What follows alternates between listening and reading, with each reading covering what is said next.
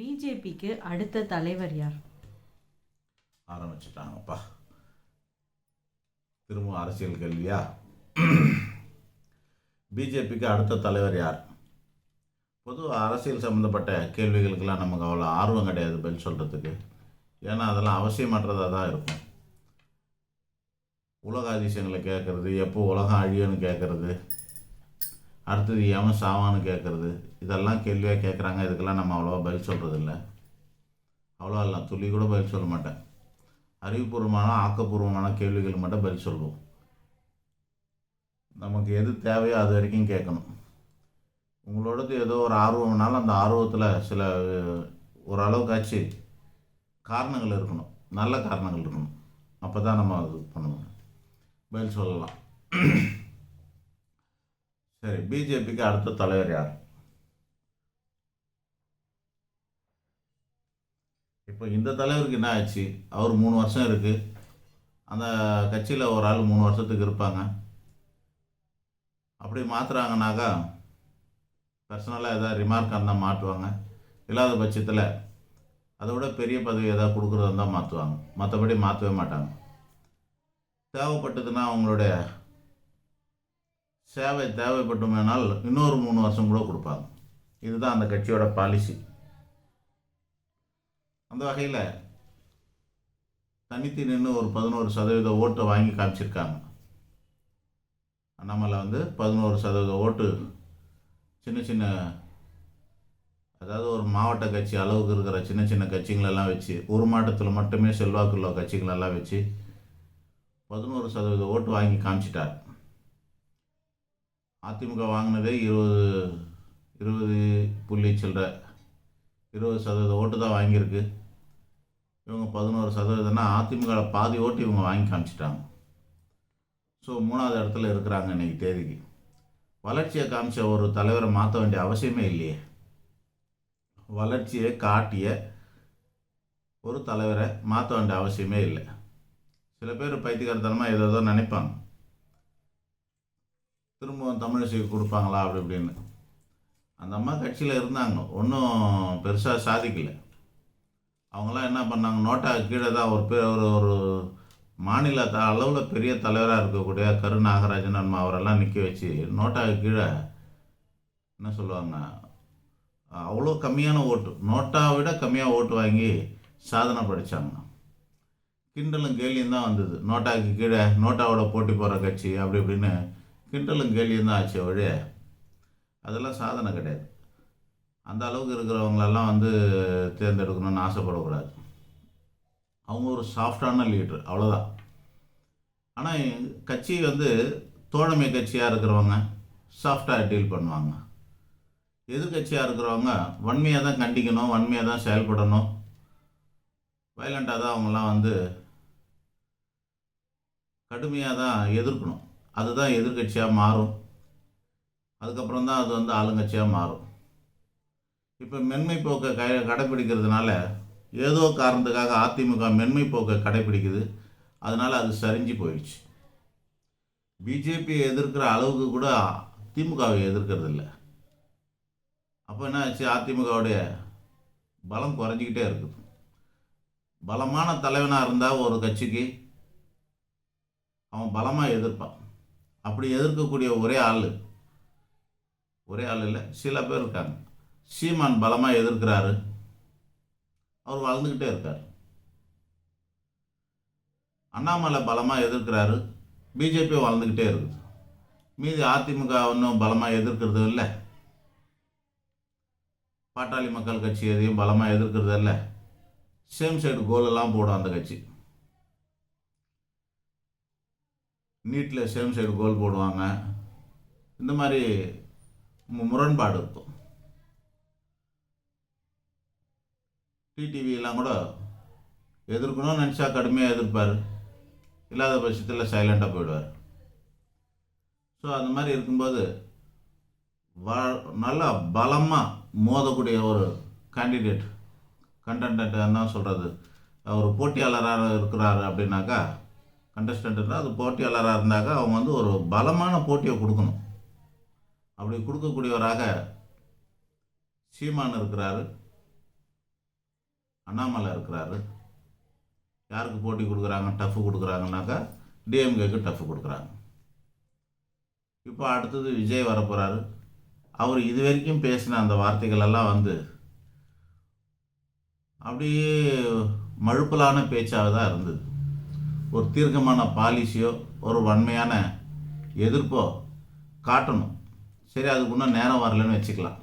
அடுத்த மாதம் அவங்க மாநாடு நடத்துவாங்க. மாநாட்டில் ஒரு வேளை யாரையாவது ஒருத்தரை யாராவது ஒருத்தரை இல்லை, எல்லாரையும் வன்மையாக தாக்கணும். யாரெல்லாம் தாக்கணும்? ஏன் புது கட்சி எதுக்கு அவசியம்? புது கட்சின்னு ஒன்று அவசியமாகுது அப்படின்னா பழைய கட்சியெலாம் சரியில்லைன்னு அர்த்தம். ஏதாவது ஒரு பாலிசி இருக்கணும். தேசிய பாலிசி இருக்குது பிஜேபிக்கு. தேசியம் தெய்வீகம், இந்துத்துவாவும் இருக்குது, தேசியமும் இருக்குது அவங்களோட கொள்கையில். அது பிடிக்கலையா?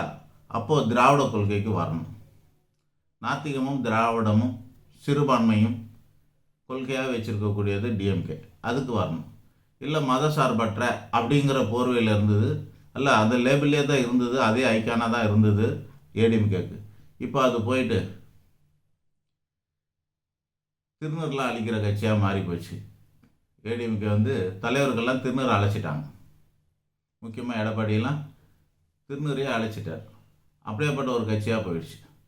ஜெயலலிதா காலத்தில் என்ன, ஒரு 4 வருஷத்துக்கு முன்னாடி 3 வருஷத்துக்கு முன்னாடி வரைக்கும் எல்லாரும் திருநூறு வச்சுருப்பாங்க. வரிசையாக எல்லாம் திருநூறு வச்சுருப்பாங்க. தமிழருக்கு அடையாளமாக திருநூறு வச்சு அழகாக கட்சி நடத்திட்டு இருந்தாங்க.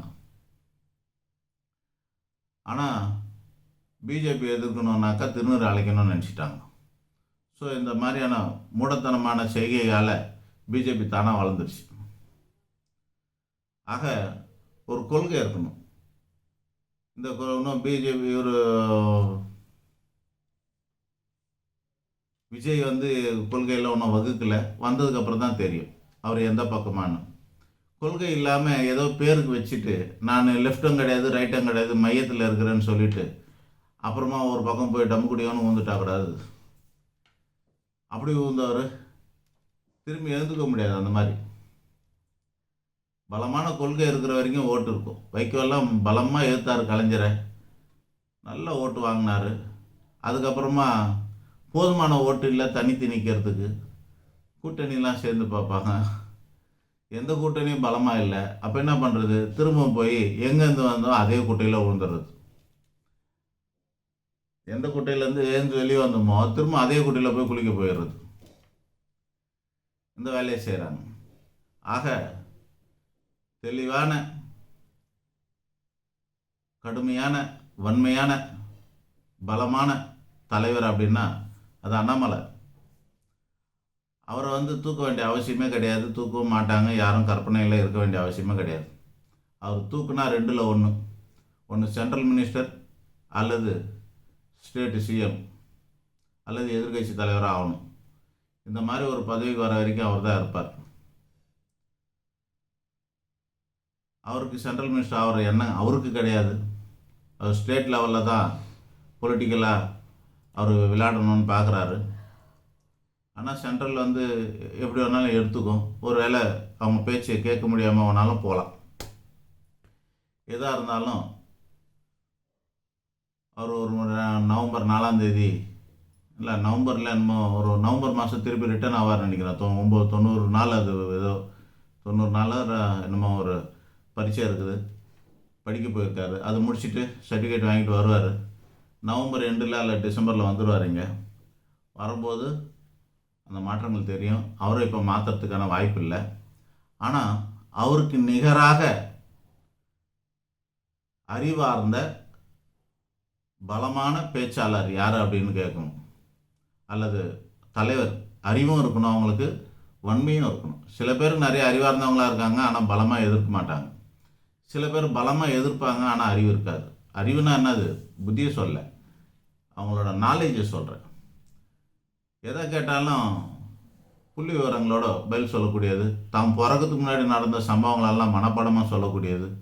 இந்த மாதிரியான திறமைகள்லாம் வாழ்ந்தவங்க சில பேர் இருக்கிறாங்க. சீனிவாசன் இருக்கார். மதுரை சீனிவாசன் வந்து பலமான அறிவாளி. அவர் ஒரு நடமாடும் பல்கலைக்கழகம். நம்ம இதெல்லாம் சொல்லுவாங்கள்ல, நெடுஞ்செழியனெல்லாம் சொல்லுவாங்க பாருங்கள்.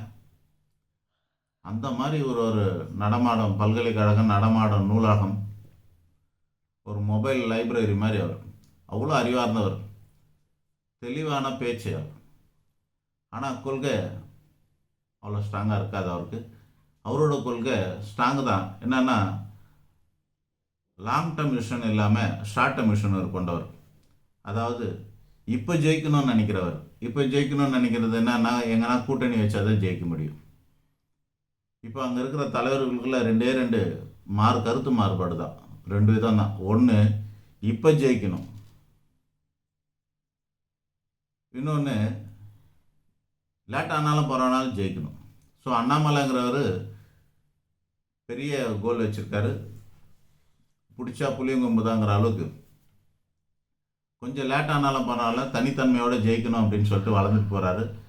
அதுக்கு இன்னும் ஒரு 4-5 வருஷம் ஆகலாம். 29 வேணால் பெருசாக ஆகலாம். 29, 30, 31 அந்த மாதிரி கொஞ்சம் போகலாம். அவருடைய நாளுக்கு நாள் வளரக்கூடிய அமைப்பு உண்டாகலாம். இவர் ஸ்ட்ராங்காக இருக்கும்போது வளர்ந்துக்கிட்டே வர்றார். சீமான் ஸ்ட்ராங்காக இருக்கிறதுனால வளர்ந்துக்கிட்டே வராங்க. ஆனால் தாக்கு பிடிக்காம நம்மக்கிட்ட ஆள் நிற்க மாட்டாங்க, பதவி இல்லைன்னா ஆள் நிற்க மாட்டாங்க, செலவுக்கு காசு இல்லை, இந்த மாதிரியான காரணங்களால் பல கட்சி நடுவில் ஓடி போயிடும். பதவி இல்லாமல் இருக்க முடியாது. ஒரே கட்சியில் பதவி கொடுக்கலான்னு கூட இருக்க மாட்டாங்க, ஓடி போயிடுவானுங்க. இங்கேருந்து அங்கே ஓடி வந்துடுவாங்க.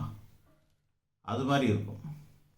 அதனால் ஸ்ட்ராங்கான தெளிவான தூரத்து பார்வை கொண்ட அண்ணாமலைக்கு கொள்கைக்கு சமமானவங்க வேறு யாரும் இல்லை. ஆனால் பலமாக எதிர்க்கக்கூடியவங்கெல்லாம் இருக்காங்க. வன்மையாக பேசக்கூடியவங்க, பலமாக எதிர்க்கக்கூடியவங்களாம் இருக்காங்க. திருப்பதி நாராயணன், சீனிவாசன், இவங்களாம் பலமாக பேசக்கூடியவங்களாம் இருக்கிறாங்க. சாஃப்டான லீடர்ஸும் கொஞ்சம் இருக்காங்க. கடுமையான வார்த்தைகளெல்லாம் பயன்படுத்தாமல் சாஃப்டாக பேசக்கூடியவங்களாம் இருக்கிறாங்க. உங்களுக்கு ஒன்று தெரியுமா, மேனரிசத்துலேயே சவுண்டு கூட ரொம்ப முக்கியம். கீச்சு கீச்சுன்னு பேசக்கூடாது. கீச்சுன்னு பேசுகிறவங்களுக்கு தலைவராக இருக்க வாய்க்கில்லை. அந்த மாதிரிலாம் பேசக்கூடாது. பலமாக ஸ்ட்ராங்காக பேசணும். ஸோ அந்த மாதிரி சில தலைவர்கள்லாம் இருக்கிறாங்க. அதனால் இப்போதைக்கு மாற்றமே வராது. மாறக்கூடிய தலைவர்கள்லாம் இருந்தால் கூட இந்த கொள்கைக்கூடிய பிரின்சிபலோட கூடிய ஆட்சியை பிடிக்கணும் அல்லது பார்ட்னர்ஷிப்பில் ஆட்சியில் உட்காரணும் அப்படின்னு சொல்லக்கூடிய மகத்தான ஒரு பெரிய கொள்கை கூடிய ஒரு ஆள் இல்லைங்க. உடல் ரீதியாக உழைக்கக்கூடியது, நடந்து 234 தொகுதியில் காலடி எடுத்து வச்சுட்டு நடந்து வரக்கூடிய அளவு உழைக்கக்கூடிய தலைவர்களும் இல்லை. அதனால் உழைப்பாளிகளுக்கும் அறிவாளிகளுக்கும் முக்கியத்துவம் கொடுக்கக்கூடிய பிஜேபி இப்போதைக்கு தலைமையெல்லாம் மாற்றாது. மாற்றுற சூழ்நிலை வரும்போது இதே கொள்கை கொண்டு வர தான் மாற்றும். இந்த மாதிரி பாலிஷாக வர்றது, இம்மீடியட்டாக கொஞ்சோண்டு ரிசல்ட் கிடச்சா போதுன்னு சொல்லிட்டு எங்கேயாவது, அதாவது இவரோட கெப்பாசிட்டி என்னென்னா ஏடிஎம்கேல பாதி இருக்காங்க. அவங்க 20%, இவங்க 10% வாங்கியிருக்காங்க. அப்போனா 234 தொகுதியை 3ஆக பிரித்து ஒரு பங்கு வாங்கணும். ஒரு 78 சீட்டு 80 சீட்டு கேட்கணும். 80 சீட்டுக்கு கேட்குற அளவுக்கு தகுதி வாய்ந்த கட்சியாக வளர்ந்துருக்குது. 80 சீட்டு யாராவது தருவாங்களா ஏடிஎம்கேலன்னா தரமாட்டாங்க. 20 சீட்டு தரேன்னுவாங்க. 20 சீட்டுக்கெல்லாம் யார் போய் உட்காருவா? நடைமுறைக்கு வரவே வராது. 20 சீட்டுக்கு யார் போனா? வெறும் 4 தலைவர்கள் மட்டும் போய் உட்காரலான்னு பார்க்குறாங்க. அதனால் அது நியாயமும் இருக்காது, இந்த கட்சிக்கு கௌரவமாகவும் இருக்காது. ஸோ தனித்துவத்தோடு இயங்கக்கூடிய கட்சியாக இருக்கணும், வளரணும் அப்படின்னாக்கா இந்த அண்ணாமலையோட கொள்கை கொண்ட தலைவர்கிட்ட தான் கொடுப்பாங்க. அந்த மாதிரியான கொள்கை கொண்ட தலைவர் ஒன்றுமே அடையாளம் காட்டப்படலை. ஆமாம், இவர் பேசுறது கரெக்டு தான். அவர் மட்டும் தனி வழியாக போகிறார். என் வழி தனி வழின்னு ரஜினியோட சிஷியன் அவர் அதே மாதிரியே போகிறார். என் வழி தனி வழின்னு. மீதி எல்லாரும் ஒரே மாதிரி தான் இருக்கிறாங்க. ஏதாவது கொஞ்சம் சீட்டு கிடச்சா கூட பரவாயில்ல, நம்ம ஏடிஎம்கேயோட சேர்ந்துடலாம், கெஞ்சி கூத்தாடி இவரை கூட தூக்கிட்டு வேற ஆளை போட்டு டம்மியாக ஒரு தலைவரை போட்டுட்டு நம்ம அவங்க கூட சொல்கிற பேச்சு கேட்டுக்குன்னு அப்படியே ஓடலான்லாம் நினைக்கிறாங்க. அது கட்சிக்கும் நல்லதில்லை, அது நடக்காது. அதனால் இப்போதைக்கு தலைமை மாற்றம் கிடையாது. காரணம் ஒரே காரணம் தான், இவருக்கு சப்ஸ்டிடியூட்டாக வேறு ஒரு தலைவர் இப்போ பிஜேபியிலே இல்லை. இதே கொள்கையும் இதே பலமும் இதே அறிவும் இதே கொள்கையும் இதே பலமும் இதே அறிவும் கொண்ட இன்னொரு தலைவர் பிஜேபியிலே இல்லை. நன்றி, வணக்கம்.